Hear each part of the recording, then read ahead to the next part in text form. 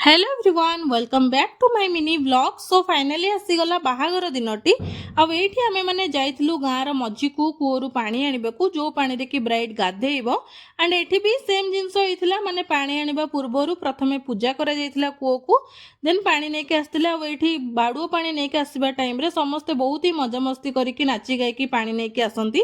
तो पानी आनी सारिबा परे मो ननद जाइथिले गाधेबा पई ता भितरे मु आसी जाइथिली भोजी खाइबाकू भोजी खाइके आसला बेलकू एठी बाहागर मध्य स्टार्ट हो जाइथिला।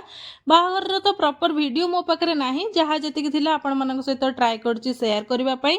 देन एठी सिंदूर दबा पूर्वरु सात फेरा हला आ सिंदूर दबा पूर्वरु एठी मथारे घिओ किंबा तेल लगा जाय आ एठी घिओ लगे साले परे सिंदूर दिया गला आ बाहागरटी एठी कंप्लीट हेइथिला। आशा करूछि आपण मानक ए वीडियोटी निहाती भाबरे भलो लागिथिबो। भलो लागिथिले निहाती कमेंट माध्यम रे जणाइबे आ मो चैनल को निहाती सब्सक्राइब मध्य करिदेबे। देखाबो पुणी गोटे नेक्स्ट ब्लॉग रे। जय जगन्नाथ।